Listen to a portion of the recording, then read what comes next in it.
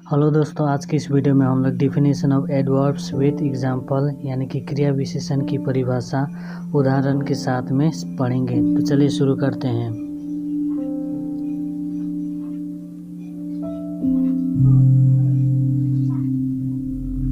सबसे पहले हम लोग इन वाक्यों को हम लोग पढ़ लेते हैं ताकि हमें समझने में कोई दिक्कत ना हो। ही टॉक्स फ्रैंकली, वो खुलकर बात करता है। सी राइट्स क्लियरली, वो साफ साफ लिखती हैं। यू ड्राइव केयरफुल्ली, तुम संभलकर गाड़ी चलाओ। The weather is too hot, मौसम बहुत गर्म है। Mohan is very bold, Mohan बहुत साहसी है। गर्ल्स डांस वेरी नाइसली, लड़कियों ने बहुत अच्छा डांस किया। उपरोक्त वाक्यों में प्रयोग किए गए शब्द फ्रैंकली, क्लियरली, केयरफुल्ली, टू तथा वेरी पर गौर करें। हम देखते हैं कि ये सारे शब्द रिस्पेक्टिवली यानी कि क्रमशः talks, writes, drive, hot, bold तथा नाइसली की विशेषता बतलाने का काम कर रहे हैं। कहने का मतलब यह है कि इन शब्दों का प्रयोग वर्ब, एडजेक्टिव्स, एडवर्ब के अर्थ और अधिक स्पष्ट करने के लिए किया गया है। इन शब्दों को ग्रामर के दृष्टिकोण से एडवर्ब्स कहा जाता है। इस प्रकार हम एडवर्ब को निम्नलिखित रूप से परिभाषित कर सकते हैं। The word which qualifies a verb, an adjective or another adverb is called an adverb। यानी कि वो शब्द जो किसी क्रिया विशेषण या दूसरे की विशेषता बतलाता है उसे क्रिया विशेषण कहते हैं। एग्जाम्पल, स्लोली, धीरे से, ब्यूटीफुल्ली, सुंदरता पूर्वक, केयरलेसली, लापरवाही पूर्वक, बोल्डली, साहसी पूर्वक, लाउडली, जोर से, सैडली, उदासी से, क्विकली, फुर्ती से, एग्जैक्टली, बिल्कुल सही, सिंपली, साधारण से, फर्स्टली, पहले, सेकेंडली, दूसरे, टू, बहुत, सो, इसलिए, टुडे, आज, टुमारो, आने वाला, कल, हियर, यहाँ, देयर, वहाँ, देयरफॉर, इसलिए, हैंस, इसलिए। There are 9 kinds of adverbs, क्रिया विशेषण 9 प्रकार के होते हैं। Kinds of adverbs, adverb of time, कालवाचक क्रिया विशेषण, एडवर्ब ऑफ फ्रीक्वेंसी, बारंबारता सूचक क्रिया विशेषण, एडवर्ब ऑफ प्लेस, स्थानवाचक क्रिया विशेषण, एडवर्ब ऑफ डिग्री और क्वांटिटी, परिणामवाचक क्रिया विशेषण, एडवर्ब ऑफ मैनर, रीतिवाचक क्रिया विशेषण,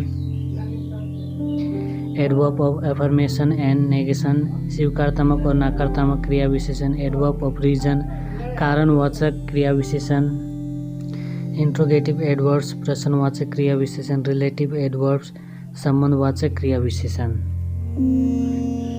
Adverbs of time show the time of an action. They answer the questions when। कहने का मतलब कालवाचक क्रिया विशेषण से क्रिया के संपादन होने के समय का बोध होता है। क्रिया कब हुई होती है या होगी का बोध होता है।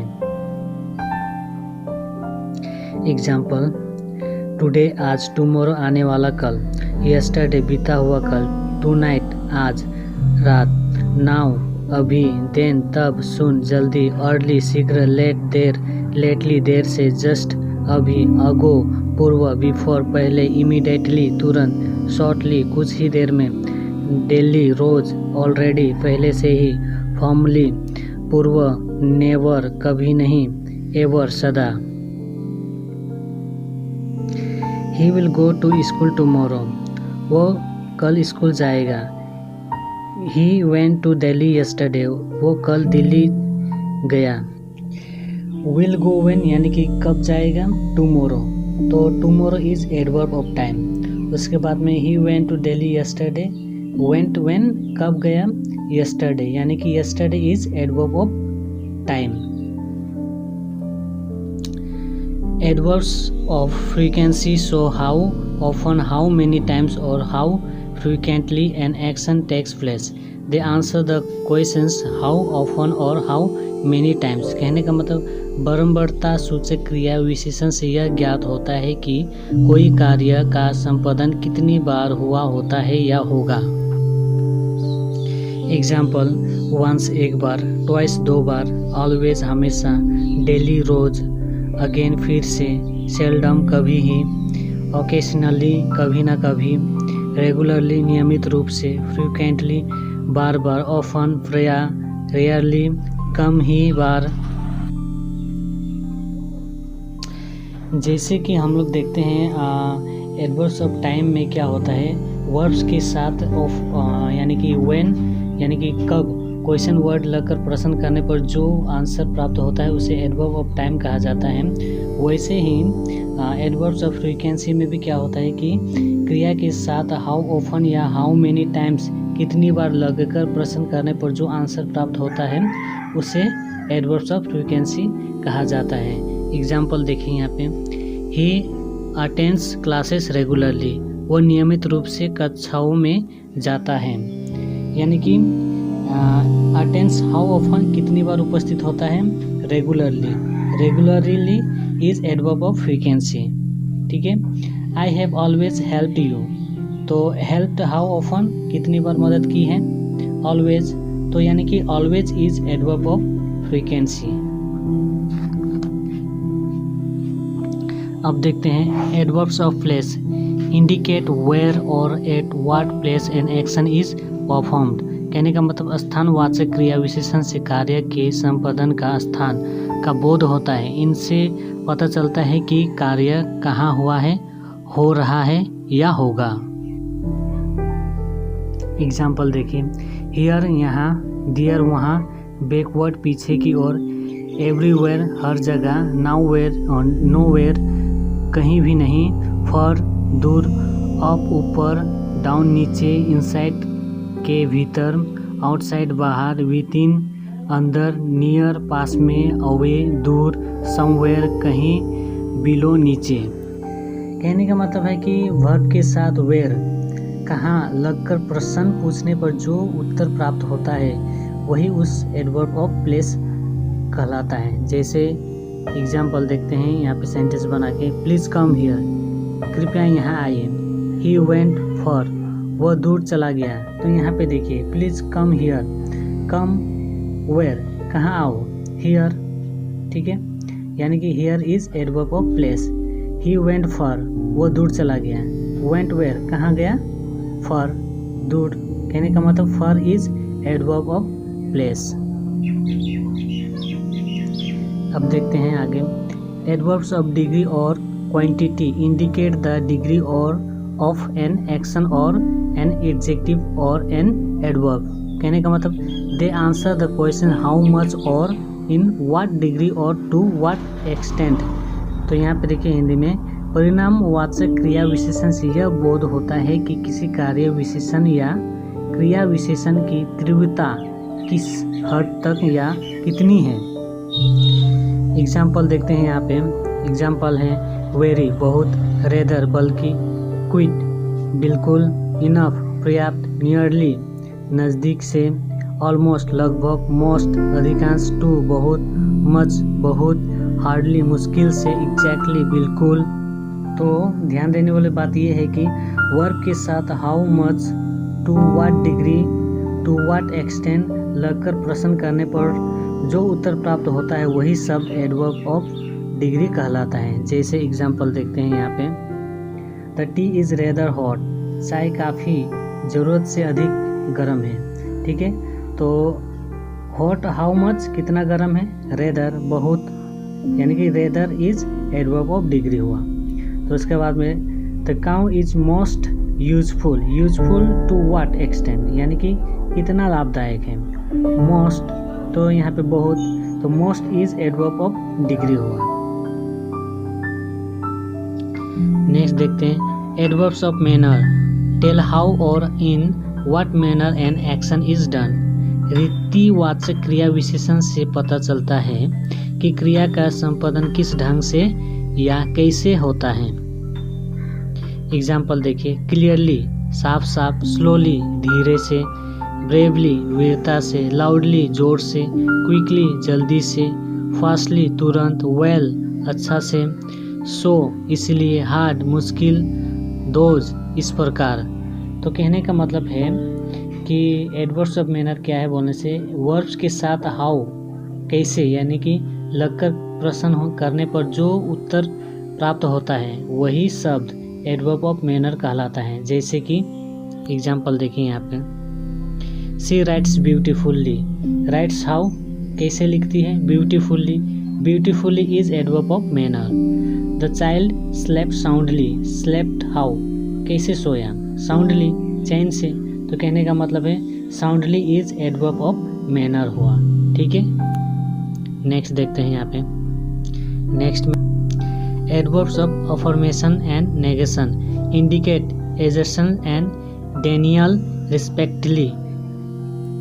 तो यहाँ पे देखिए, किसी भी प्रश्न का उत्तर स्वीकारात्मक और नकारात्मक दोनों हो सकता है। कुछ ऐसे शब्द हैं जो इन दोनों भावों को व्यक्त करने के लिए प्रयोग में लाए जाते हैं, जैसे स्वीकारात्मक उत्तर के लिए सर्टेनली, श्योरली, यस इत्यादि, तथा नकारात्मक उत्तर के लिए नो, नॉट, नेवर इत्यादि। इन्हीं के क्रमश adverbs of affirmation and adverbs of negation कहा जाता है।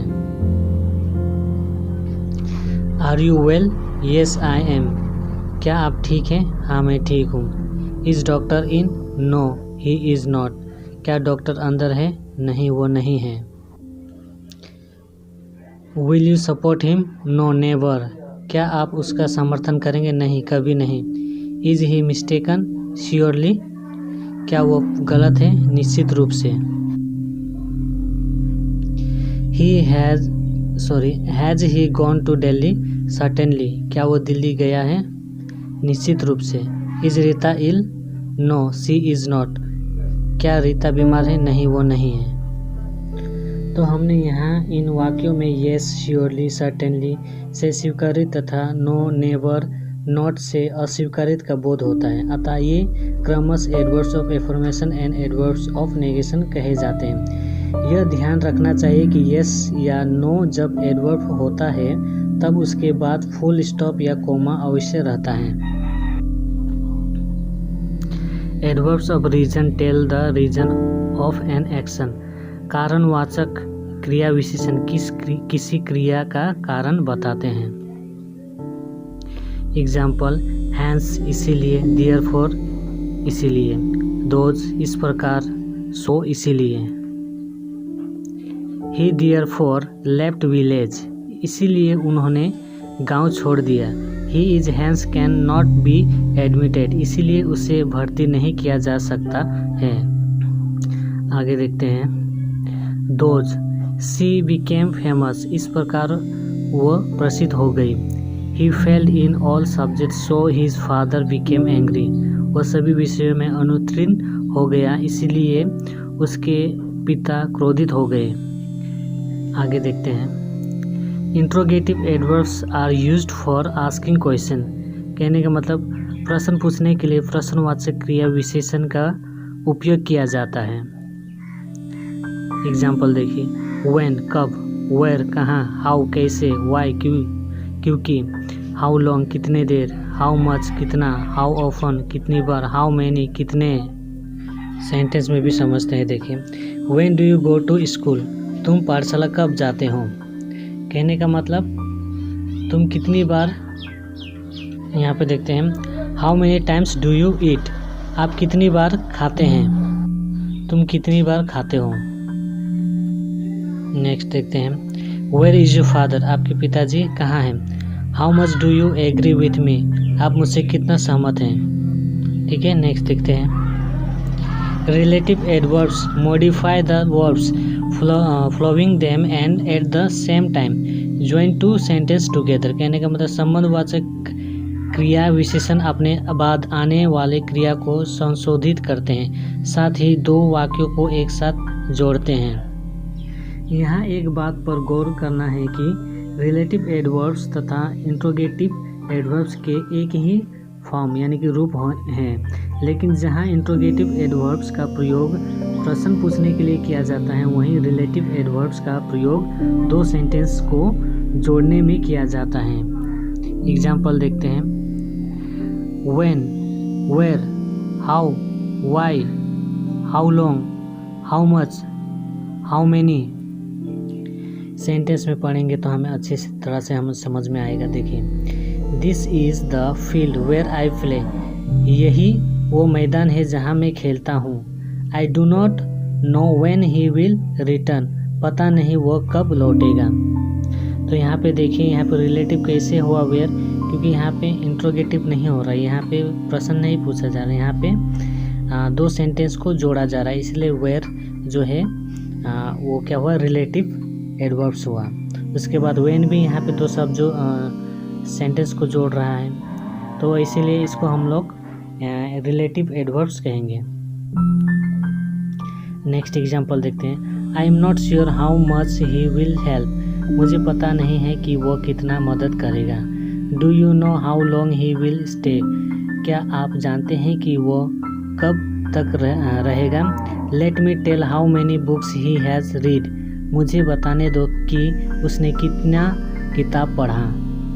तो यहाँ पे अगर आप लोग ध्यान से देखें तो ये how much, how long, how many, ये दो सेंटेंस को जोड़ रहे हैं, इसीलिए इनको हम लोग यहाँ पे रिलेटिव एडवर्ब्स कहते हैं।